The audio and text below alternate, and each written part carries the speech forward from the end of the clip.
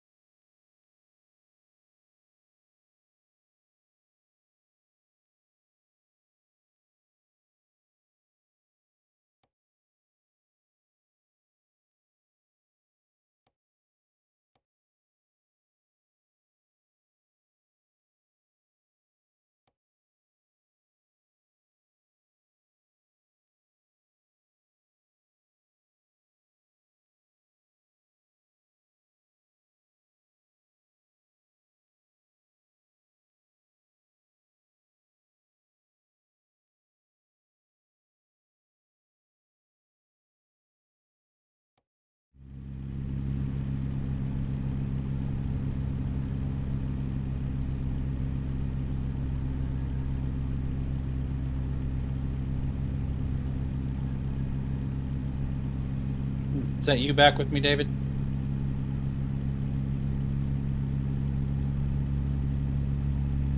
I wish Twitch would tell me who's actually watching.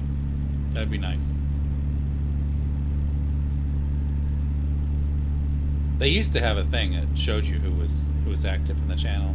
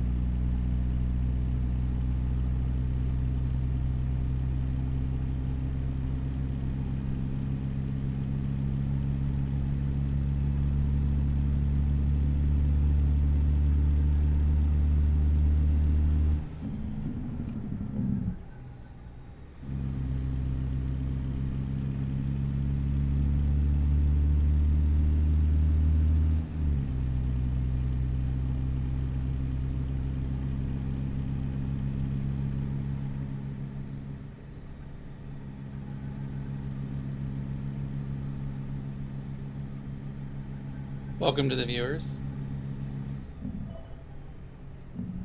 Pleasure to have you guys tuning in.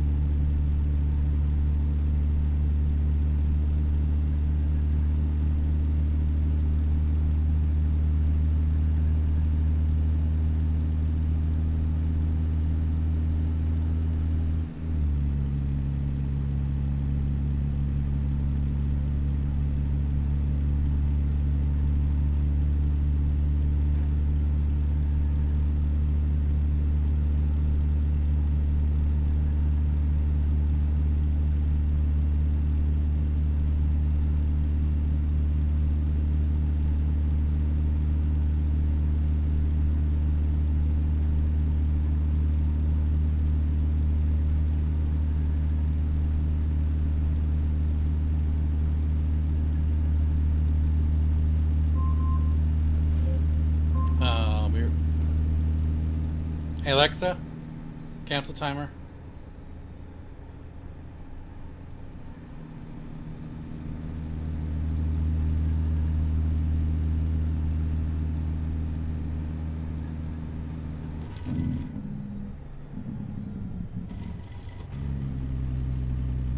Good afternoon. Oh, hey, how you doing, Lone? I'm doing all right. How you doing? I'm alive. I'm alive. Well, that's good. Sorry the day's been so meh for you. That is the only thing you have to look forward to is still breathing. That's my common answer. To be honest, too. It's every day that you roll out of bed on the being alive is a good day, in my opinion. Well, for the most part.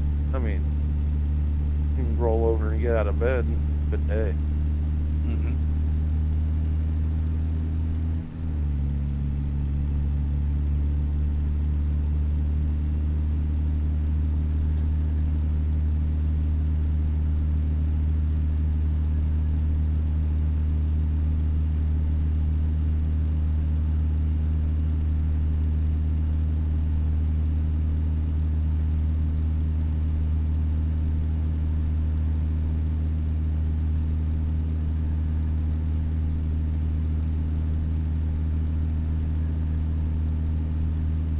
So, what you hauling? Where are you going?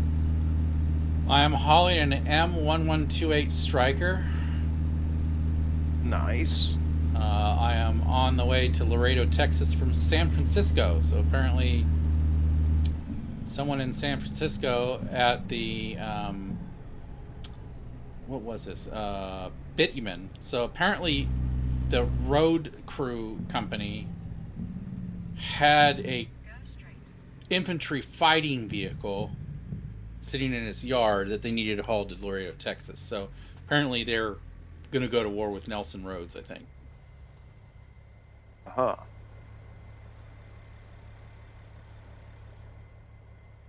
I think Pitster might need to narrow down where his combat vehicles could be shipped out of.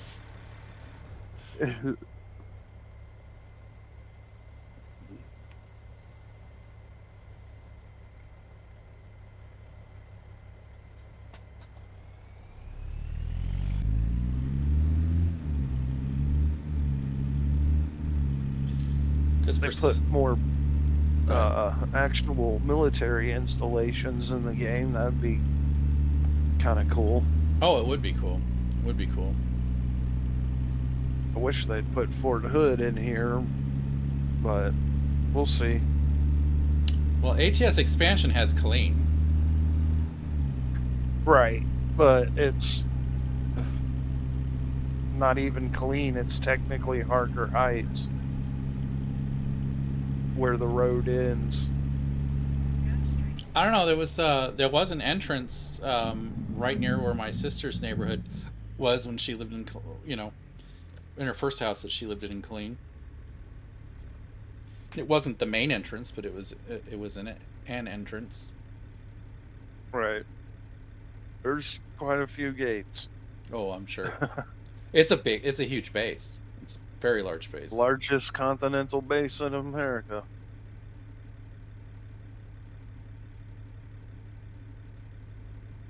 It's bigger than Area 51. In land, yes. No, I thought Area 51 was like incredibly massive.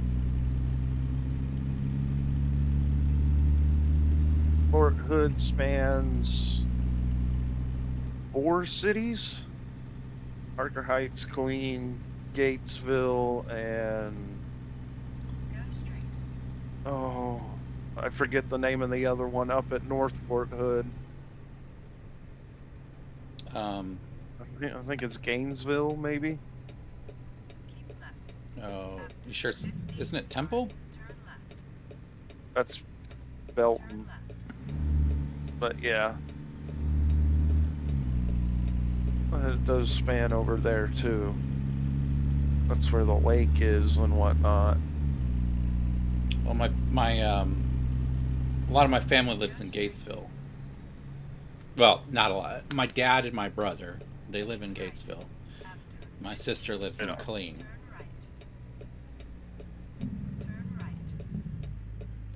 sorry. Oh, she's a teacher there. She likes it. She teaches at an advanced school, an Right advanced high on. school. So the kids that are in her class are actually ones that want to learn. Right, right.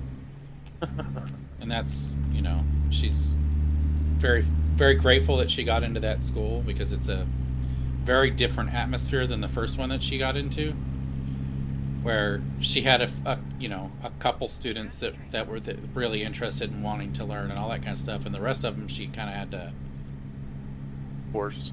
yeah, just try to maintain their attention as best as she could. But the school she's at now, it's like the kids want to be there. They're all smart. You don't get into this school unless you want to be there. Right.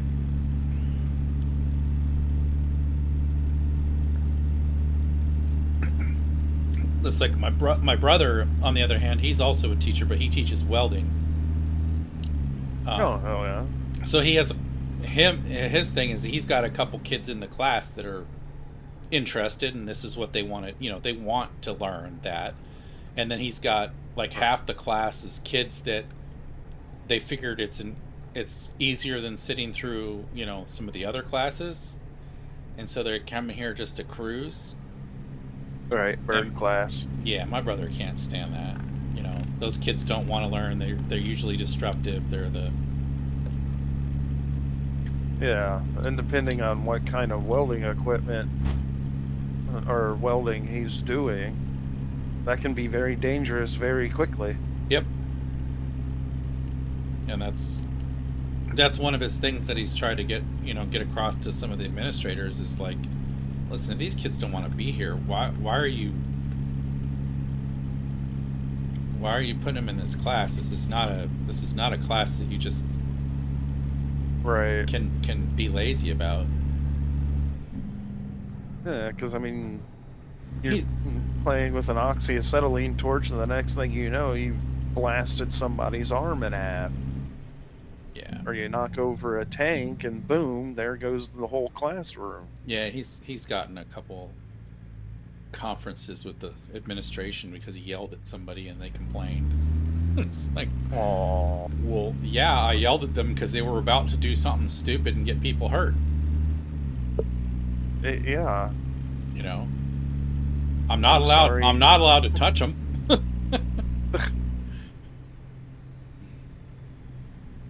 And you insist that these kids have to be in my class, so.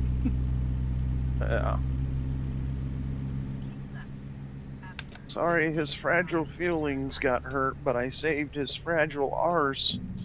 Yeah, he replaced a guy that was also a young. My brother's. Oh, he's in his early 30s now, but he replaced a guy that was younger than him. And but the kid that was teaching there was he pretty much taught the class to win competitions. Because they do welding competitions, and like he won the state competition like 3 years in a row. Oh, Now, wow. his class did, but none of his guys could, even the guys that were winning competitions, could actually get a job out in the real world because they couldn't actually do real world welding. They could do competition welding, but when it came down to like, real application of stuff, they couldn't do it. Right. Because that's he didn't teach them how to actually do all the other type of stuff. He taught them how to win competitions. Valleys, pits, actually. Oh, I'm speeding.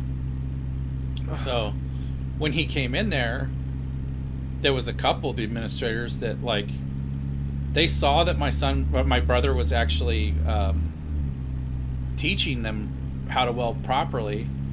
But then there was a couple of them that were like, well, they're not scoring as high in the competitions as they used to. And my brother was like, because I'm teaching them to actually how to weld. There's a couple of these kids that will do well in competition, but I'm not just going to teach them how to competition weld. I'm going to teach them how to get a job out of high school welding. You know, I've got connections with some people outside of here that will hire the ones that I say can weld. And they're like, there was several, like the place that he worked before he got the job was like, he talked to them and he's like, listen, I'm considering going and doing this teaching over at this trade school. And my brother was their top welder. He was like teaching all the new hires, and he was, you know, he quickly moved up because my brother takes a lot of pride in his work, right? And has, Right. and he worked for custom farm equipment manufacturer. So they built a lot of custom attachments and custom fencing and custom, you know, lots of custom stuff to weld. And he but the owner was like, listen, I understand, you know, for one, this place didn't pay great. Most welding manufacturing that's not where the money is in welding, not in manufacturing, at least not in Texas. And it's not anywhere. But he's like, just do me a favor, teach them right, because I could use some competent welders. And my brother was like, listen, you know, as we graduate guys, I'll tell you who's worth hiring. And he says, well, if you're teaching them and they're paying attention, I'll know that they'll know how to do it right. So like they gave him a good send off because they actually they knew that based off of just him teaching new hires and stuff there, that they would get some pretty competent welders out of the tech high school.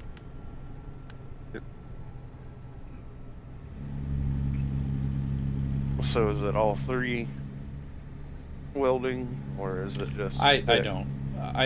I know he does TIG welding. I know he teaches how to use an oxyacetylene torch. I don't know what else they teach. Right. I don't know if he does MIG as well as TIG.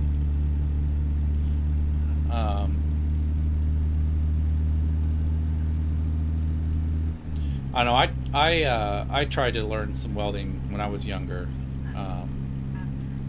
Wasn't a very good class, and it was very short. So, but I never learned how to do a TIG or MIG weld. But I could braze stuff with a oxyacetylene torch, no problem. Right on. I learned that pretty quickly. And the come on. So we had, and the shop, I was working in an auto shop when they were teaching. It's like a training auto shop type thing.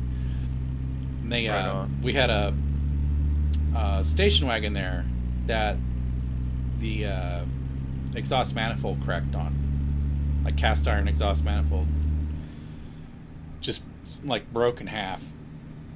And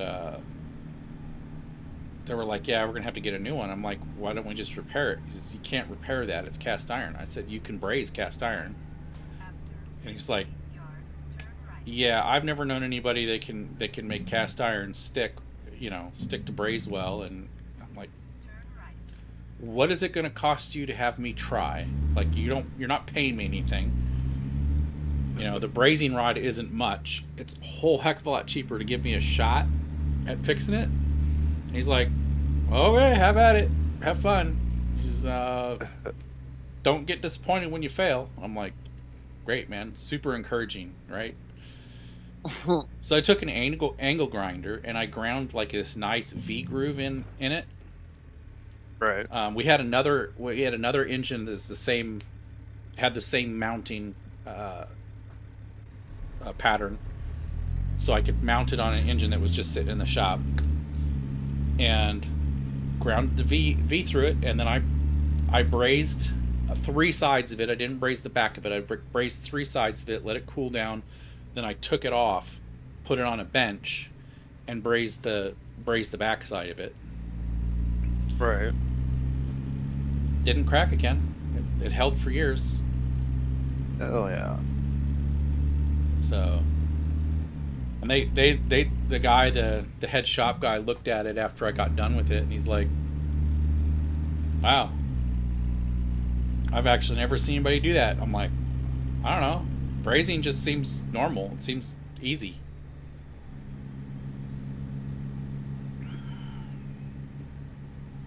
And then I got into HVAC industry and I learned how to braze copper.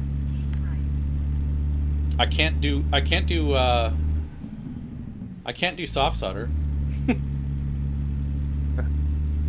Little propane torch. I always mess up with doing that, but I could braze.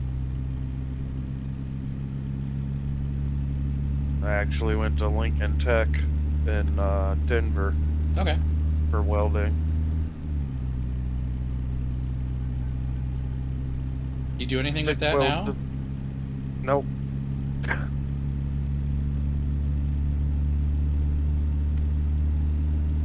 Other than little odd and end things for some of the farmers around here. No. You live on the east face? Or east side? On what? You live on the east side? Okay. Yeah, I'm in the southeast of Kentucky. Oh, that's right. You're in Kentucky. For some reason, I'm thinking you're Colorado. Well, I did just mention Denver, so. You did, and that's. But I forgot you told me before you lived in Kentucky, so. It's all good.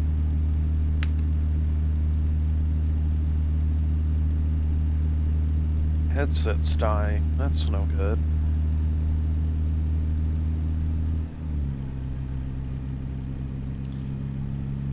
Well, one truck I've never driven, Mack truck I've never driven, is the Titan. I've never actually driven it.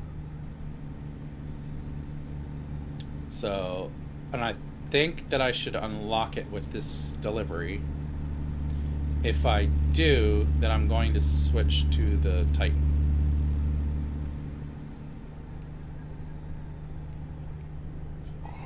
That's cab over still, right? No, it's not.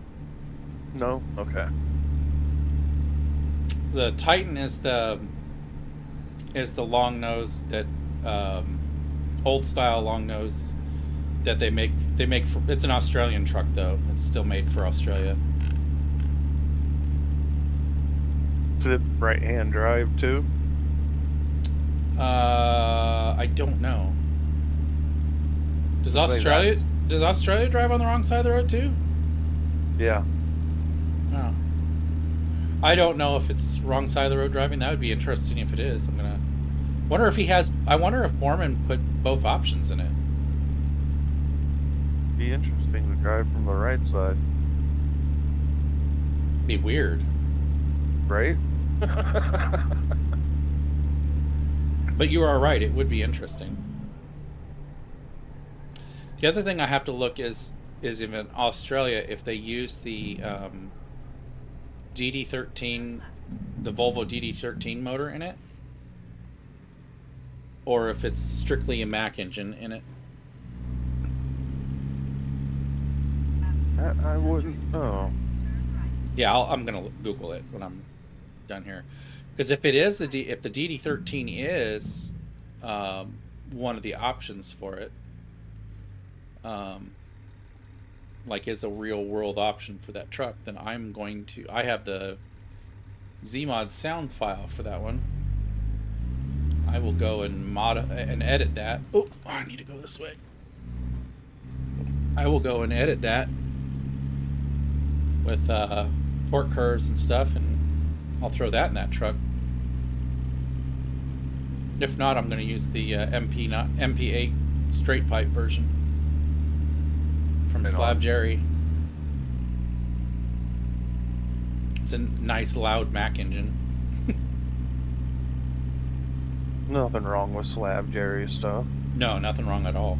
In fact, his straight pipe his straight pipe version is my favorite. Um, is my favorite MPA sound. Oh, you gotta be kidding me. Where's this train?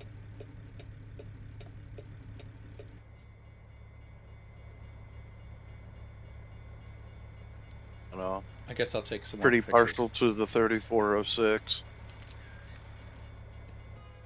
I'm using 3406 right now, but it's got like a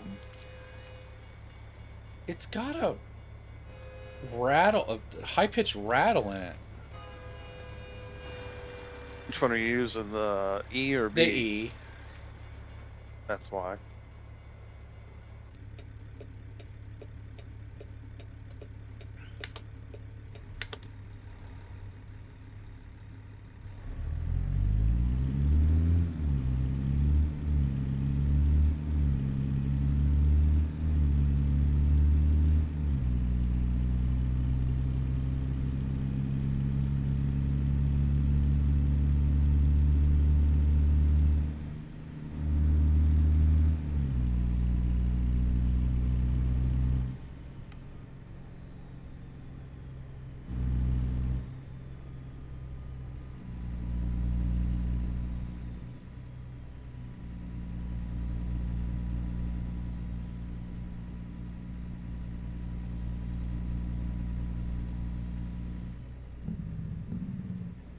You have reached your destination.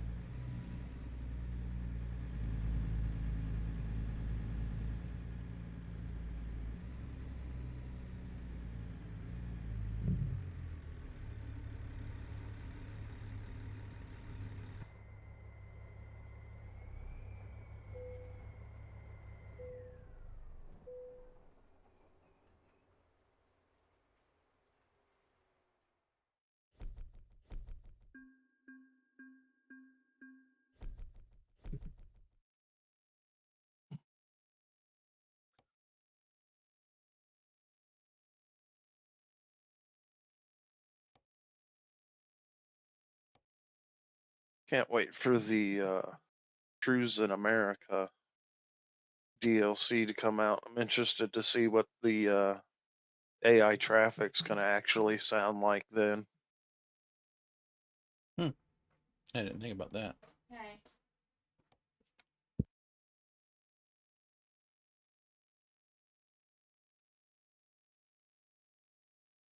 That, and I hope they do more I'll be back. reworking on the AI traffic. I Oh, gotta be okay. back. I gotta do check my brownies. Ooh, brownies.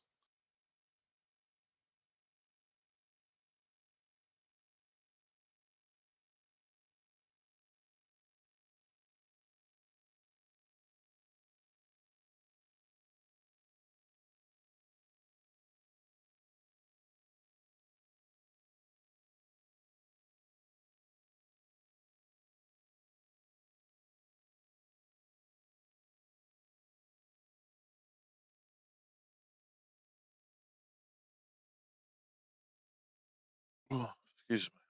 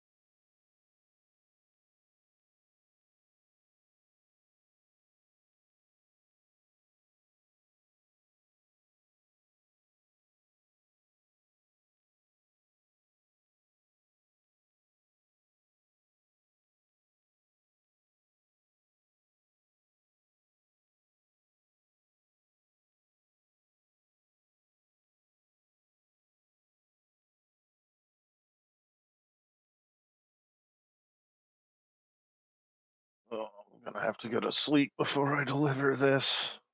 Shoot.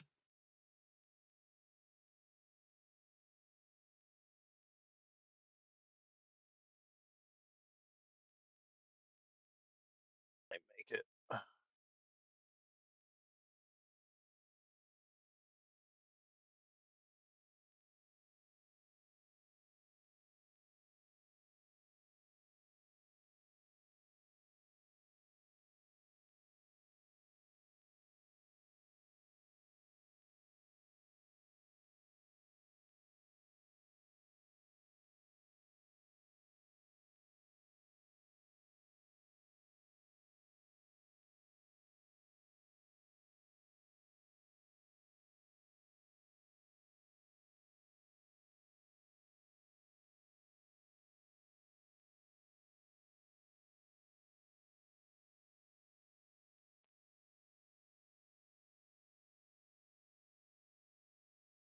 Alrighty, I'm back.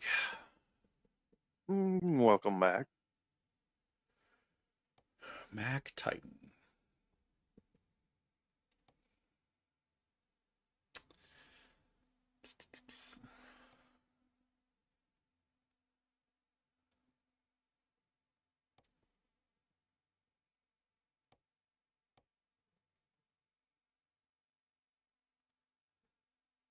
Okay, let's see.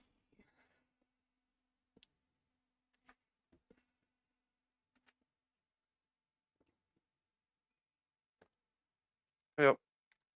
I'm gonna have to finish this run and then hop off for a little bit because my headset's dying. Okay. If I randomly go quiet and don't respond, you know why now. Okay. That'll work.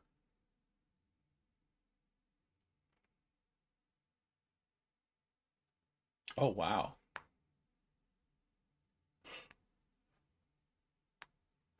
I'm looking at the base specifications for the Mack Titan. It runs a 600 to 780 horsepower engine. Must be a heavy truck. Uses the MP11. The gross what is GCM, gross cargo? What up it's 70 to 90 ton is what it's rated for. Just a little bit of weight moving. Yeah, it's a 17-liter displacement.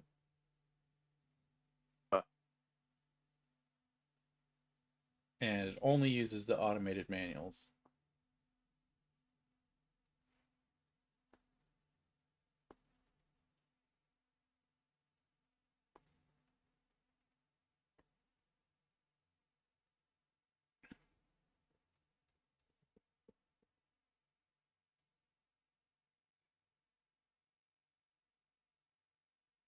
Oh, they actually use a lot of different engines in this.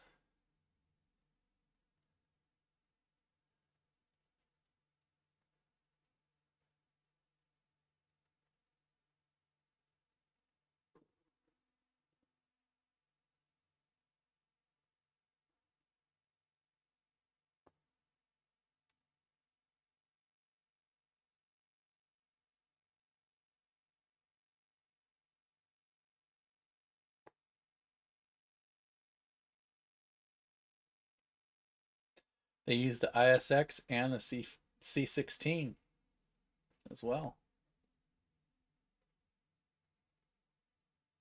The ones you've named so far, I'd go C16. Yeah, I don't have updated sound file for the C16. Unfortunately, it's Gen 4 still.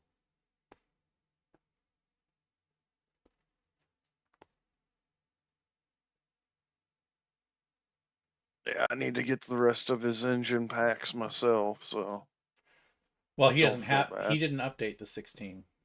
That's what I'm saying. Oh, 16 is not one of the ones he's brought up to speed.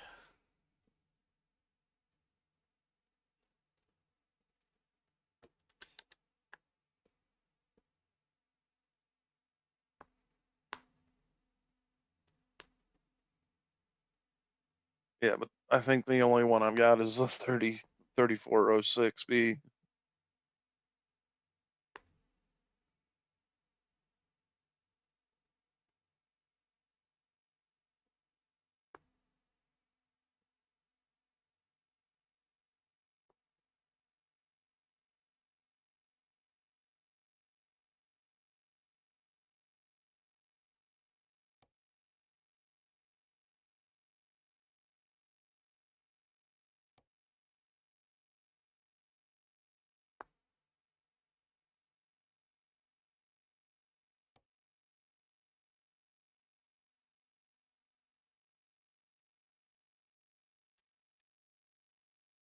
What? You don't have the M drives in this thing?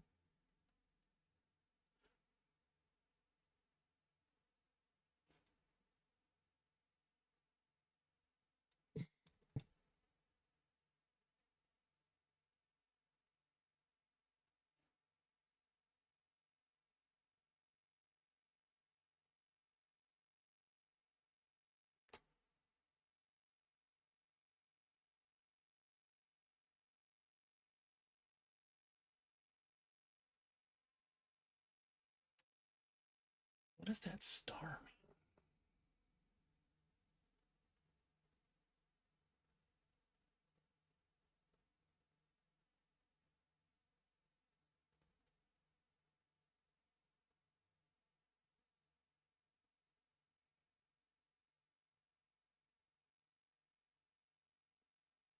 Yeah, yeah, stop your yawning. I'm going.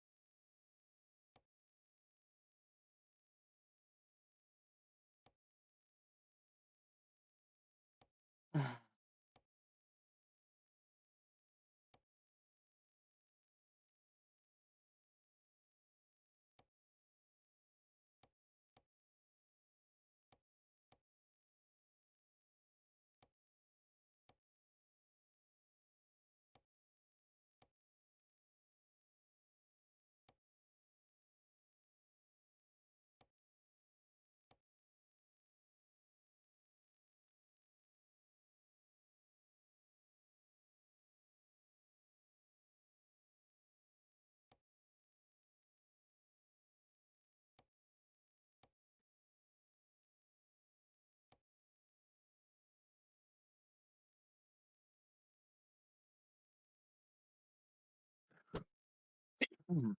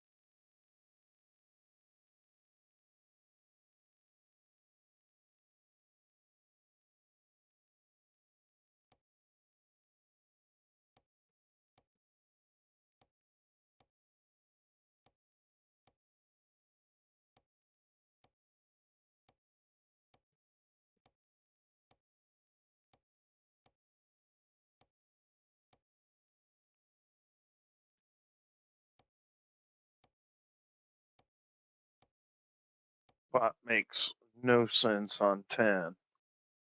Why it drops to 35 and then jumps back up to 60.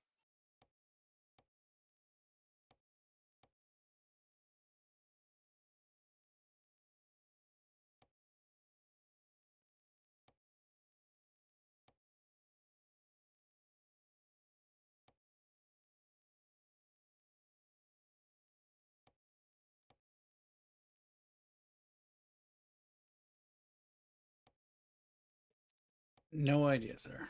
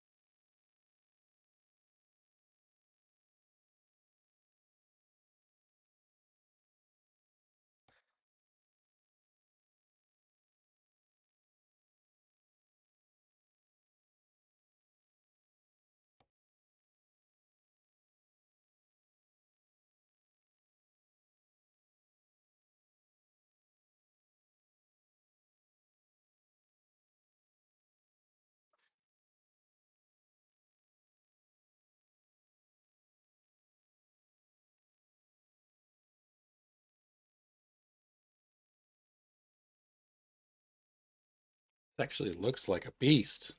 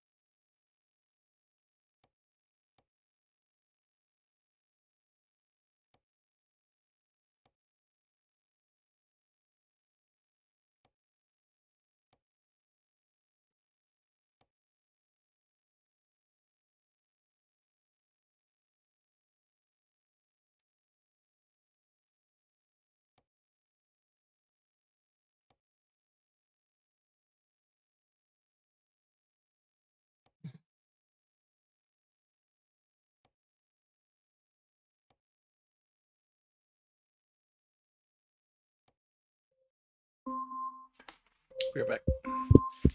Yep.